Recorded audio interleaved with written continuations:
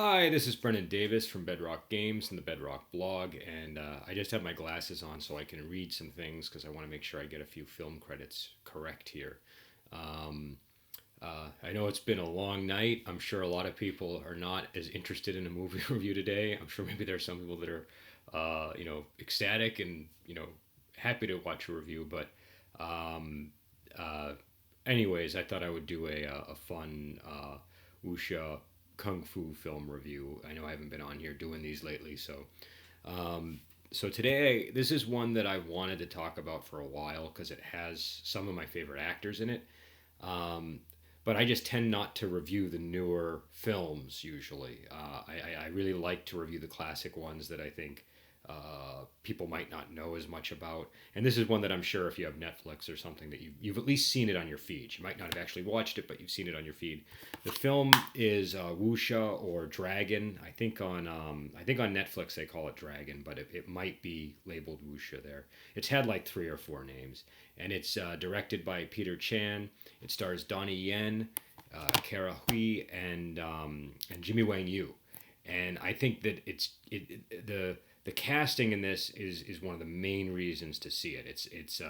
I'm a huge Jimmy Wang Yu fan. He's been in so many classic Shaw Brothers films and so many classic movies. He's the original one armed swordsman. He's the one armed boxer. He's Silver Rock. He was in The Assassin. He's a just a really classic martial arts action star, and by the time this film came out, I think he was approaching 70, and so so all that credibility that he's cultivated over his career really pays off in the role that he plays. Donnie Yen is another person who I think is just one of the I just there aren't that many martial arts stars like Donnie Yen coming out of China these days, and so I know a lot of people complain about the lack of martial artists, or when Donnie Yen has a movie, it's maybe not as exciting as a movie he did 15 years ago, but to me, I think it's great that he's still making movies like this, and I think people should enjoy him while he lasts because he's in his 50s. And I mean, I used to do martial arts. The older you get, the harder that gets to do. So I'm still really impressed with the level that he's able to maintain.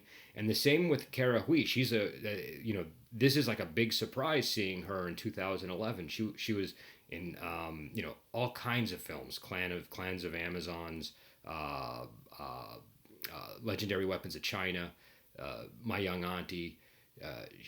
Just she's one of those actresses that if you watch old Shaw Brothers, you see her all the time. She just and Life Gamble. She's just been in a bunch of really classic films. She was in the Brave Archer movies.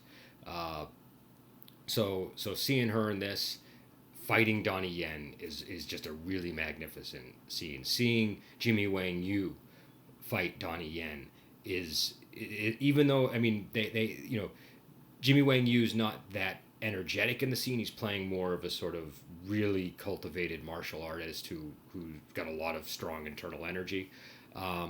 But it works, and it works really well with him in this role, and he's really terrifying. He is the most frightening grandpa that I've ever seen on screen, and the plot is is interesting. It's very simple. It's just set in a small village in 1917 in China, and if you've ever seen the movie, I think it's called A History of Violence with Viggo Mortensen. I'm not quite sure how to pronounce his name, but the film A History of Violence, it's a similar setup.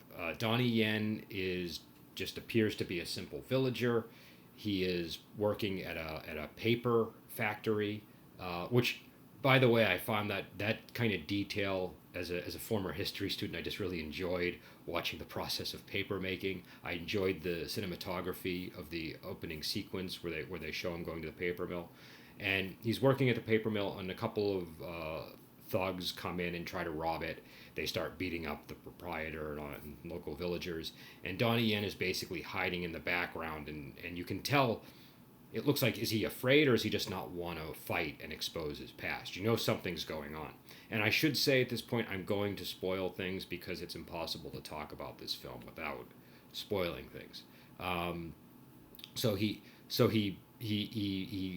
jumps out and he kills the bandits, and an inspector named Zhu arrives, and the inspector is a very sort of modern scientific kind of guy who we find a little bit about his past, that he used to, be more empathetic, and he would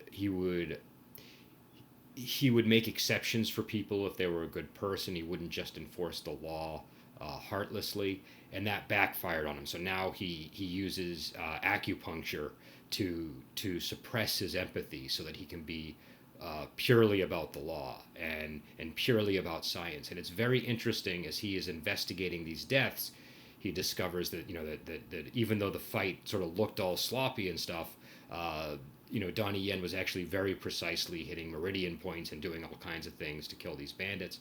And so he comes to the conclusion that that Donnie Yen is a guy named Tang Wei, who was a former member of the 72 Demons, which is like a criminal network. And so it's really the first part of the film is him kind of matching wits with Donnie Yen and trying to investigate him. And it's a very interesting contrast of the martial artist versus the sort of scientific investigator, and the way that it's shot is very interesting. It's a little bit experimental at times, or at least does a lot of interesting visual things to give you the inspector's backstory and things like that. So that's the first part. Then once the 72 demons find out about Donnie Yen's character, they start coming after him. And this all happens when the inspector tries to go and get an arrest warrant, which requires a bribe and all kinds of things. And so then in the end of the film, it's actually the inspector working with Donnie Yen to fight off the 72 demons. And the 72 demons are led by Jimmy Wang Yu, who turns out to be Donnie Yen's character's father. And so you basically have the most horrific family reunion by the end of the film. And I'm glossing over a lot of stuff, but the film culminates with Donnie Yen at his house with his wife and his children, and the leader, the master of the 72 demons, Jimmy Wang Yu's character, and they have the most uncomfortable meal ever, and it's the most horrifying, nerve-wracking watching a grandfather hold his grandson and worrying that he's going to kill him in some horrible way. And basically what happens is Donnie Yen cuts off his arm to sever his relationship with his father, and says that he doesn't want to be in the 72 demons anymore. And he and the father says, okay, but I'm going to take my grandson then. And then there's a big fight, and I won't tell people how that fight ends, but it is it's a very surprising ending, a very interesting ending, and one that fits well with all the details that the film had established. At first you see it and you're like, whoa, that was kind of random, and then you realize, no, it wasn't. It actually makes a lot of sense given everything that we've seen. And in the middle of the film, there's this wonderful battle between Kara Hui and Donnie Yen. I think she's playing the master's wife. She's playing Jimmy Wang Yu's wife. Anytime I've looked up the movie, that's what it says, but it's not really clear in the course of the film who she is exactly. When I first saw it, I thought she was like maybe his sister, or Donnie Yen's sister, or his mother, just by some of the emotional interactions. And I should say, even though she has a very brief role in this, her physical performance is outstanding. For me, she really steals the movie. And her acting performance is really incredible. There's right when the action is winding down, she gets to really act, and you get and there's all kinds of questions that arise just based on a few glances that she has with Donnie Yen's character. There isn't a lot of fighting in this movie. It opens up with the fight scene, which is a really unusual one, and I don't recall there being that many until the Kara Hui fight. There's a couple of little ones, but I think it's pretty lean on the fighting and pretty heavy on the story. There's still a lot of interesting action though, because even when there aren't fight scenes, there are moments where like Donnie Yen falls off a bridge and they kind of demonstrate his lightness kung fu, and there are still these moments where there's action choreography going on. And the final fight scene I really enjoyed. I love Jimmy Wang Yu, and I thought that it was a it was a really fitting fight scene. Again, he's sort of more of one of these masters that doesn't have to move a lot because he's supposed to be so powerful. So the less he does, the more effective it is in a way. But he's just terrifying, and and it's Jimmy Wang Yu. So you believe it, and I don't know. I just think that final scene with him and Donnie Yen is really effective. And but the main reason to see this film, in my opinion, the it's got a good story. It's really enjoyable. It's an interesting martial arts film. It is a little bit lean on the action, but that scene with Kara Hui and Donnie Yen is that, even if you don't like the movie, that action scene is worth checking out. That is she brings her A game to that fight. Donnie Yen brings his A game, and the action choreography is really amazing. And the blend, she's fighting with two daggers and in like a really rapid whirlwind type style, and he's mainly using his hands during the fight. And I just thought it really worked. It was a really really great action sequence. I believe Donnie Yen did the action choreography, and I think is even though there wasn't that much of it, what there was really worked, and some of it's quite subtle at times. So I think for that scene alone, for the final scene with Jimmy Wang Yu, those are the two real main reasons that I would say see this film. But it's a good movie. I think I really enjoyed the storyline. I think it's really well shot. It does have a sort of odd pacing to it. It's got some unusual methods for showing you things from different points of view. When the inspector's conducting his investigation, they have a really clever way to sort of show you how he's analyzing the crime scene. And I thought the opening music was very good. It almost felt a little bit James Bond like.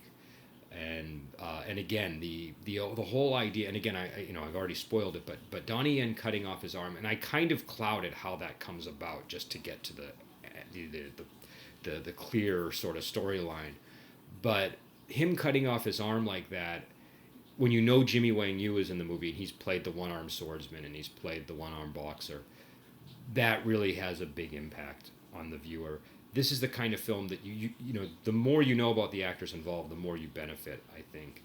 And from what I understand, this started out as an attempt to just basically do another one-armed swordsman movie. They wanted to they wanted to do a remake, and I guess they just pushed that to the side and went in a totally different direction. I wasn't really able to find a whole lot on that aspect of the making of the movie, but that's what I found online, so take it with a grain of salt. But yeah, I think it was a very enjoyable movie. It's one that I've kind of wanted to have discussed for a while, but again, I don't usually like to talk about the newer films, and I'm much more about the older classic movies, just because I think that those maybe aren't as well known, and I'd like to see more people watch them. But this is one that came out. I think it was 2011, and I think it's a really good movie, and I think it's a good movie because even people that don't like wuxia or don't like kung fu will probably be able to watch this and still be interested. People that like wuxia and kung fu, they might be disappointed by the smaller amount of action in it, but I think that it makes up for it in the quality of the action. So there are a few movies like that where it might not have quite as much action, but the action sequences that are there are good and the storyline's good enough. And for me, this qualifies. I'm sure a lot of people won't agree with me on this, but I think this is a really solid film, and I would definitely recommend it. And especially today, whether you're jubilant or depressed. Last night I was getting it was too nerve-wracking, so I just decided to rewatch this movie, and I thought, hey, I'll do a review of it this morning. And so, all right, I do need to go. I have to take my wife to work. That's why you can hear things going on in the background. And I will be on to talk about some of the stuff that we're doing at Bedrock. I have we put out the Temple of the Jade Mercies. I want to talk about that line a little bit because there's some developments there. I want to talk about some of the modules that we're working on, and we're working on a new game, so I want to discuss that. And it is related a little bit to Wandering Heroes of Ogregate. So, all right, I will be on soon, hopefully, and until then, I'll talk to you later.